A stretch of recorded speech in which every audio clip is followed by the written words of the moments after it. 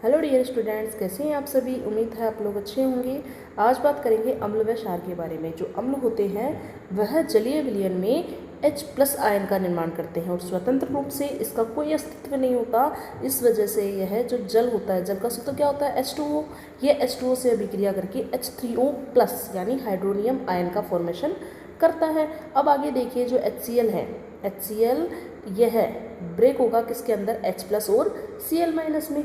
अब ये H+ है, अब ये स्वतंत्र रूप में तो रहेगा नहीं, तो यह जल का सूत्र H2O से अभिक्रिया करके बना लेता है, H3O+ का फॉर्मेशन कर लेता है। और आगे देखिए, ये H+ आयन जो होते हैं, ये इसके कारण जो जलीय विलयन होता है, अम्लों का जो जलीय विलयन होता है, यह विद्युत का क्या होता है, सुचालक होता है। मतलब विद्युत का इसमें चालन होता है और यह अम्लीय गुण को प्रदर्शित करता है।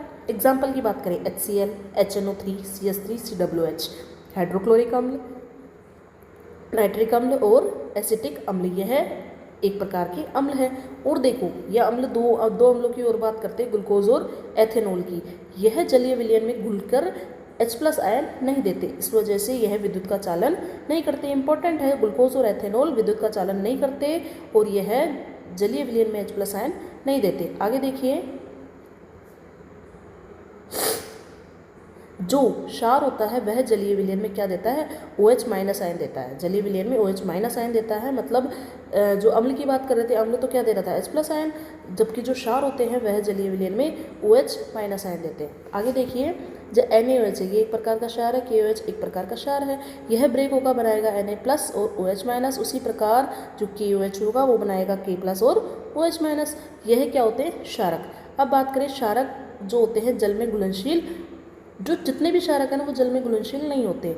ऐसे क्षारक जो जल में घुलनशील होते हैं उन्हें कहते हैं क्षार। अब आगे देखिए, अपन बात करें अम्ल का तनुकरण करना। अम्ल है, तनुकरण करना मतलब अम्ल को पानी के अंदर मिलाना। तो जब अपन पानी के अंदर अम्ल को मिलाएंगे तो सावधानी पूर्वक मिलाते हैं। सावधानी पूर्वक मिलाते हैं, क्यों मिलाते हैं, क्योंकि अम्ल को जल में मिलाते हैं तो यह ऊष्माक्षेपी अभिक्रिया करता है, मतलब ऊष्मा का उत्सर्जन करता है। इस वजह से अम्ल को जल के अंदर मिलाते समय धीरे धीरे बूंद बूंद करके डाला जाता है, और अगर ऐसा नहीं करेंगे तो अम्ल जो है वो उछल के बाहर आ सकता है और अपने को नुकसान हो सकता है। इसलिए अम्ल का तनुकरण करते समय बूंद बूंद करके धीरे धीरे जल में मिलाना चाहिए। ऐसा इसलिए क्योंकि यह ऊष्माक्षेपी प्रक्रिया होती है, ऊष्मा का उत्सर्जन करती है। आगे देखिए, आगे बात करें पीएच स्केल की। पीएच स्केल क्या होता है, पीएच स्केल की बात करें, पीएच स्केल में 0 से 14 तक के नंबर होते हैं, जिसमें 0 से 7 तक होते हैं एसिडिक अम्लीय प्रकृति, 7 पे होता है क्षारीय उदासीन प्रकृति, और 7 से 14 तक होते हैं क्षारीय एल्केलाइन प्रकृति।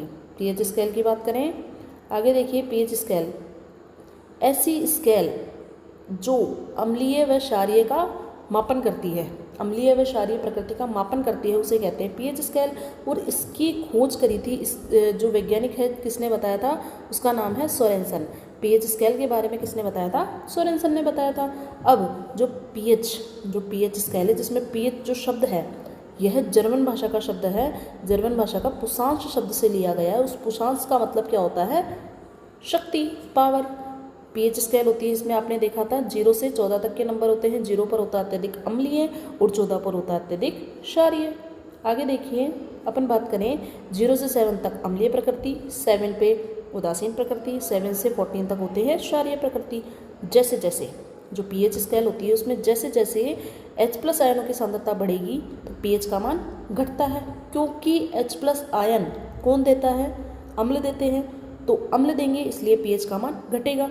जैसे जैसे पीएच का मान घटता है वहाँ पर ही H+ आयन होते हैं और अम्लीय प्रकृति होती है। इसके विपरीत बात करें, OH- आयनों की सांद्रता, जैसे जैसे OH- आयनों की सांद्रता बढ़ती है वैसे वैसे पीएच का मान बढ़ता है। मतलब OH- आयन कौन देता है, क्षार देते हैं, तो पीएच का मान बढ़ेगा।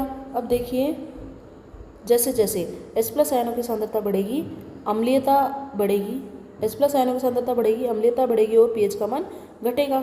जैसे जैसे OH- आयनों की सांद्रता बढ़ेगी अम्लीयता घटेगी, क्षारीयता बढ़ेगी और पीएच स्केल में पीएच का मान बढ़ेगा।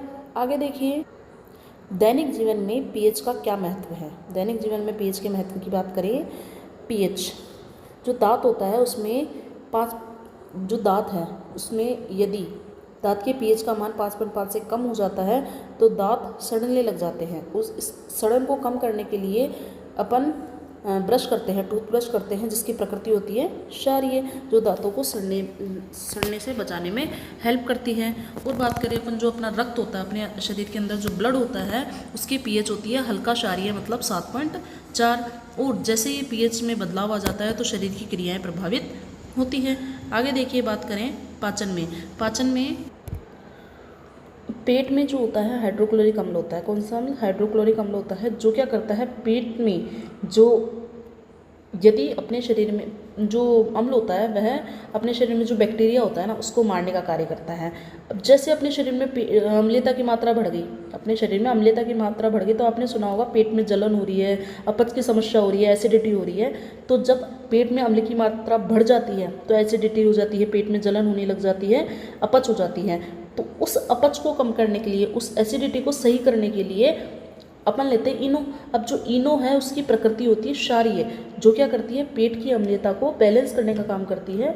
मतलब अम्ल है उसके अंदर अपन ने ले लिया क्षार को, तो यह अम्ल व क्षार मिला तो उसकी प्रकृति क्या हो गई? संतुलित हो गई, और अपने जो एसिडिटी है वह सही हो जाएगी। तो मतलब अपन क्षार अम्ल के ऊपर, अम्ल की मात्रा बढ़ने पर अपन क्षार ले लेते हैं तो अम्ल की मात्रा क्या हो जाती है? नियंत्रित हो जाती है, कंट्रोल हो जाती है, और अपने जो अपच की समस्या, जलन की समस्या हो रही थी वह कम हो जाती है या ख़त्म हो जाती है। अब बात करें जो अपने कृषि करते हैं, खेती करते हैं, तो उसके अंदर उर्वरक डालने पर, उर्वरक डालने से पहले मिट्टी के पीएच की जांच करते हैं। पीएच के अकॉर्डिंग उर्वरक डाला जाता है। अब जैसे अपन बात करें जल जीवन में, मतलब जो जलीय जीव होते हैं उनके लिए भी पीएच इंपॉर्टेंट होती है। यदि अत्यधिक अम्लीय अपना जो जल है, जो जलीय जीवों का, जो जलीय जीव रह रहे हैं उस जल की यदि पीएच अत्यधिक अम्लीय होगी या अत्यधिक क्षारीय होगी तो जलीय जीवों के लिए हानिकारक होगी, उनको नुकसान हो सकता है, वह मर भी सकते हैं। तो उस जल को क्या किया जाता है? संतुलित किया जाता है।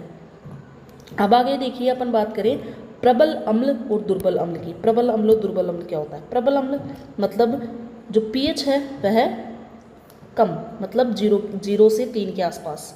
जो प्रबल अम्ल होते हैं वह जल में पूर्णतः क्या होते हैं? आयनित होते हैं। जबकि दुर्बल अम्ल की बात करें, यह जल में आंशिक रूप से आयनित होते हैं, मतलब पूरी तरह से आयनित नहीं होते। अब बात करें H+ आयनों की सांद्रता। डेफिनेटली जो प्रबल अम्ल होंगे, मतलब जिनकी प्रबलता होगी, वह जलीय विलयन में अत्यधिक मात्रा में H+ आयन उत्पन्न करते हैं, जबकि जो दुर्बल अम्ल होता है वह कम मात्रा में H+ आयन उत्पन्न करते हैं। पीएच की बात करें तो प्रबल अम्ल की पीएच 0 से 3 के बीच में होती है, जबकि दुर्बल अम्ल की पीएच होती है 4 से 6 के बीच में। एग्जाम्पल की बात करें, जो प्रबल अम्ल होगा उसके जो उदाहरण है वह है हाइड्रोक्लोरिक अम्ल, नाइट्रिक अम्ल और सल्फ्यूरिक अम्ल। दुर्बल अम्ल की बात करें एसिटिक अम्ल, हाइड्रोजन कार्बोनेट H2CO3 और हाइड्रोजन सल्फाइड, यह है दुर्बल अम्ल के उदाहरण। आगे देखिए, विद्युत चालकता की बात करें तो जो प्रबल अम्ल होते हैं वह विद्युत के सुचालक होते हैं, अच्छे चालक होते हैं, उच्च चालक होते हैं, जबकि जो दुर्बल अम्ल होते हैं वह विद्युत के कम चालक होते हैं। आगे देखिए प्रबल क्षार, दुर्बल क्षार। आगे देखिए प्रबल क्षार और दुर्बल क्षार। प्रबल क्षार की बात करें, डेफिनेटली प्रबल क्षार होते हैं वो जल में पूर्णतः आयनित होते हैं, जबकि जो दुर्बल क्षार होते हैं वह आंशिक रूप से आयनित होते हैं, मतलब पूरी तरह से जल के अंदर आयनित नहीं होते हैं, मतलब जल के अंदर टूटते नहीं हैं। और बात करें आयनों का तो यह अधिक मात्रा में OH- उत्पन्न करते हैं। कौन? प्रबल क्षार, जबकि जो दुर्बल क्षार होगा वह कम मात्रा में OH- आयन उत्पन्न करेगा। और जो प्रबल क्षार है उसकी जो पीएच होगी वह बहुत अधिक होती है, मतलब 11 से 14 के बीच में होती है, जबकि दुर्बल क्षार की बात करें तो इसकी पीएच होगी 8 से 10 के बीच में। और प्रबल क्षार की जो विद्युत चालकता होती है वह होती है उच्च होती है विद्युत चालकता, जबकि दुर्बल क्षार की बात करें इनकी जो चालकता है वह कम होगी। प्रबल क्षार विद्युत के उच्च चालक होते हैं, जबकि दुर्बल क्षार विद्युत के कम चालक होते हैं। एग्जाम्पल की बात करें, जो प्रबल क्षार है वह सोडियम हाइड्रोक्साइड, पोटेशियम हाइड्रोक्साइड और कैल्शियम हाइड्रोक्साइड, यह प्रबल अम्ल के एग्जाम्पल है। जबकि बात करें प्रबल क्षार के एग्जाम्पल है, जबकि बात करें दुर्बल क्षार के तो अमोनियम हाइड्रोक्साइड और मैग्नीशियम हाइड्रोक्साइड, यह दुर्बल क्षार के एग्जाम्पल है। आगे देखिए प्रबल अम्ल और प्रबल क्षार, प्रबल अम्ल और प्रबल क्षार मिलेगा तो बनाएगा लवण। वो लवण होगा उदासीन प्रकृति का। और प्रबल अम्ल और दुर्बल क्षार, तो यहाँ पर कौन अपनी प्रोबेबिलिटी दिखाएगा, कौन अपनी स्ट्रॉन्गनेस दिखाएगा, कौन दिखाएगा, अम्ल दिखाएगा, प्रबल अम्ल दिखाएगा, इसलिए बनेगा तो लवण, लेकिन इसकी प्रकृति कैसी होगी, अम्लीय। और बात करें दुर्बल अम्ल और प्रबल क्षार, तो यहाँ पर प्रोबेबिलिटी कौन दिखाएगा, क्षार दिखाएगा, इसलिए जो लवण बनेगा वह कैसी प्रकृति का बनेगा, क्षारीय प्रकृति का बनेगा, मतलब क्षारीय लवण का निर्माण होगा। अब बात करें अपन लवण की, लवण क्या होता है। लवण मतलब इसकी प्रकृति क्या है, उदासीन होती है। जब कोई अम्ल और क्षार आपस में अभिक्रिया करता है तो लवण व जल का फॉर्मेशन करता है, तो उससे अपने लवण का निर्माण होगा। जैसे HCl है, HCl एक प्रकार का अम्ल है, NaOH एक प्रकार का क्षार है, यह आपस में अभिक्रिया करेगा तो बनाएगा सोडियम क्लोराइड और H2O। जो सोडियम क्लोराइड है वह एक प्रकार का क्या है, लवण है, और यह साधारण नमक का सूत्र है। अब बात करें साधारण नमक की। साधारण नमक का उपयोग कहाँ पे किया जाता है। साधारण नमक भोजन के स्वाद के लिए किया जाता है। इसका उपयोग कांच, साबुन, धावन सोडा आदि बनाने में तथा अन्य रसायन प्राप्त करने के लिए कच्चे पदार्थ के रूप में सोडियम क्लोराइड का उपयोग करते हैं। आगे देखिए, जो साधारण नमक मतलब जो साधारण नमक अपन जो घर में यूज़ करते हैं, वाइट कलर का सॉल्ट, इसका निर्माण किया जाता है। समुद्र का जो जल होता है उससे साधारण नमक प्राप्त किया जाता है। और यह जब जो साधारण नमक अपन को प्राप्त होता है वह बड़े बड़े क्रिस्टलों के रूप में प्राप्त होता है, समुद्र से बड़े बड़े क्रिस्टलों के रूप में प्राप्त होता है। और यह भूरे रंग का होता है, लगभग लाल भूरे रंग का होता है, जिसे अपन कहते हैं खनिज नमक या रॉक सॉल्ट कहते हैं। फिर उसको शुद्ध करके साधारण नमक वाइट कलर का सॉल्ट प्राप्त किया जाता है, जो अपन अपने घर में उपयोग करते हैं। अब आगे बात करें दूसरे लवण की। फिर आगे क्या है, सोडियम है। ये जो साधारण नमक है इससे इसकी अभिक्रिया जब हाइड्रोजन से कराते हैं, जो साधारण नमक है इसकी अभिक्रिया जब हाइड्रोजन से करवाई जाती है तो उसके विद्युत अपघटन से अपन को प्राप्त होता है सोडियम हाइड्रोक्साइड, क्लोरीन तथा जल प्राप्त होता है तथा हाइड्रोजन गैस प्राप्त होती है। इस अभिक्रिया को कहते हैं क्लोर क्षार अभिक्रिया। मतलब जब सोडियम हाइड्रोक्साइड का निर्माण कैसे करते हैं, जब सोडियम क्लोराइड और हाइड्रोजन की अभिक्रिया की जाती है तो अपन को प्राप्त सोडियम हाइड्रोक्साइड और क्लोरीन गैस प्राप्त होती है। इस अभिक्रिया में सोडियम क्लोराइड का जब विद्युत अपघटन जलीय विलयन में विद्युत अपघटन किया जाता है तो अपन को प्राप्त होता है सोडियम हाइड्रोक्साइड और क्लोरीन। जब सोडियम क्लोराइड की अभिक्रिया जल के विद्युत अपघटन से करवाते हैं तो अपन को प्राप्त होता है सोडियम हाइड्रोक्साइड, क्लोरीन और हाइड्रोजन गैस। उत्पाद के रूप में अपन को सोडियम हाइड्रोक्साइड, क्लोरीन गैस और हाइड्रोजन गैस प्राप्त होती है।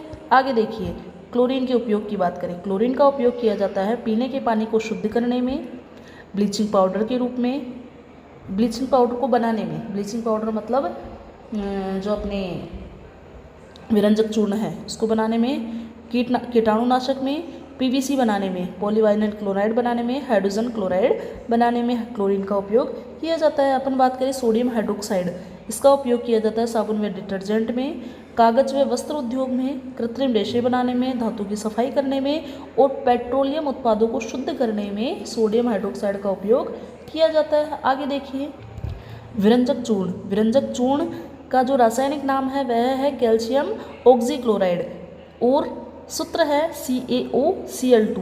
विरंजक चूर्ण का निर्माण कैसे करेंगे, जब कैल्शियम हाइड्रोक्साइड की अभिक्रिया क्लोरीन से कराते हैं, मतलब कैल्शियम हाइड्रोक्साइड के विलयन में क्लोरीन गैस प्रवाहित की जाती है तो अपन को प्राप्त होता है कैल्शियम ऑक्सीक्लोराइड और जल प्राप्त होता है। तो इससे कैल्शियम हाइड्रोक्साइड के विलयन में जब क्लोरीन गैस को प्रवाहित करेंगे तो अपन को प्राप्त हो जाएगा CaOCl2, जो क्या है, विरंजक चूर्ण है, कैल्शियम ऑक्सीक्लोराइड है।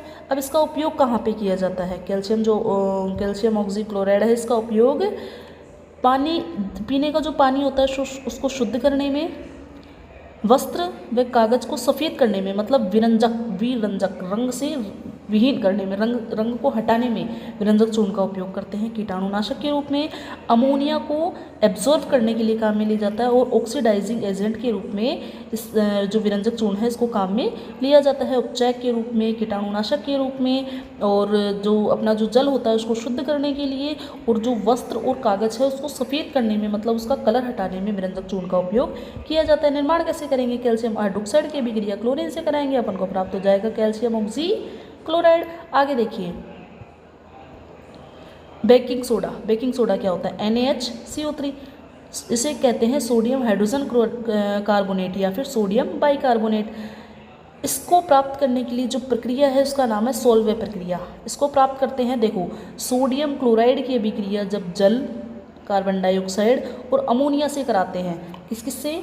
जल, कार्बन डाइऑक्साइड और अमोनिया से कराते हैं, तो अपन को प्राप्त होता है सोडियम बाइकार्बोनेट और NH4Cl, मतलब अमोनियम क्लोराइड अपन को प्राप्त होता है। इस जो प्रक्रिया को कहते हैं अपन सोल्वे प्रक्रिया। जो बेकिंग सोडा है इसका उपयोग किया जाता है जो केक, पकोड़े आदि को फुलाने में, मतलब खमीर उठाने में किया जाता है। बेकिंग पाउडर का उपयोग बेकरी उद्योग में, कुल मिला के बेकरी उद्योग में बेकिंग सोडा का उपयोग करते हैं एंटी एसिड के रूप में, मतलब क्षारीय प्रकृति होती है तो इसका उपयोग किया जाता है एंटी एसिड के रूप में। और धुलाई के पाउडर में भी बेकिंग सोडे का उपयोग किया जाता है। और आग बुझाने में भी, आग बुझाने मतलब अग्निशामक यंत्र में बेकिंग सोडे का प्रयोग किया जाता है। आगे देखिए धावन सोडा। धावन सोडा यानी धोने का सोडा। धोने का सोडा, अब धोने के सोडे का सूत्र होता है सोडियम कार्बोनेट डेकाहाइड्रेट, मतलब सोडियम कार्बोनेट के अंदर क्या जुड़ता है?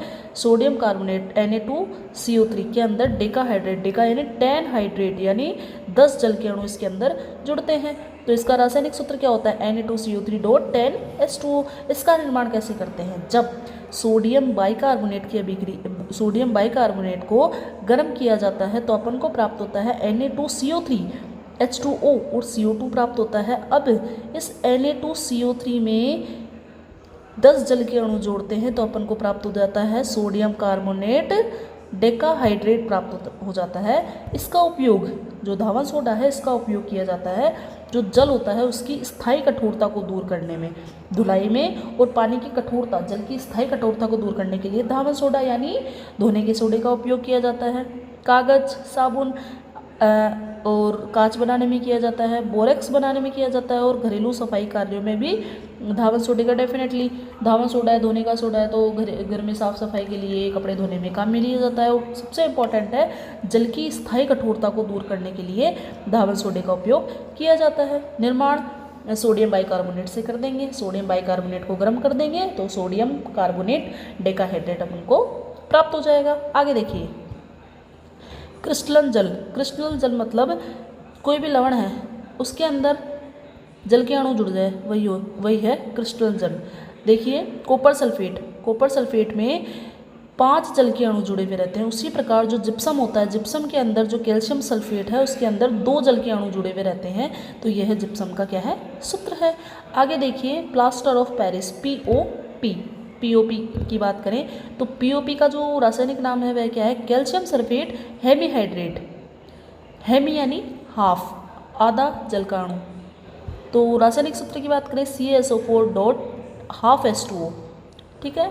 POP को जिप्सम, POP के निर्माण के लिए अपन क्या करते हैं? जिप्सम को गर्म करते हैं, जिप्सम को गर्म करते हैं 373 केल्विन ताप पर गर्म करते हैं तो अपन को प्राप्त हो जाता है प्लास्टर ऑफ पेरिस, POP अपन को प्राप्त हो जाता है। तो कैल्शियम सल्फेट डाइहाइड्रेट मतलब CaSO4.2H2O, जिप्सम को अपन गर्म करेंगे 373 केल्विन ताप पर तो अपन को प्राप्त हो जाएगा CaSO4.12H2O, CaSO4.12H2O 1/2 H2O प्राप्त हो जाएगा, और 2/3 मतलब 1.5 जल के अणु बाहर निकल जाएंगे। तो जो अपने प्लास्टर ऑफ पेरिस है इसका उपयोग किया जाता है टूटी हुई हड्डियों को जोड़ने में, खिलौने, साज सज्जे और सजावटी वस्तुओं में POP का उपयोग किया जाता है। ओके फ्रेंड्स, अपना जो चैप्टर है अम्ल धातु, अम्ल, क्षार, लवण वो हो गया complete. Okay friends, thank you.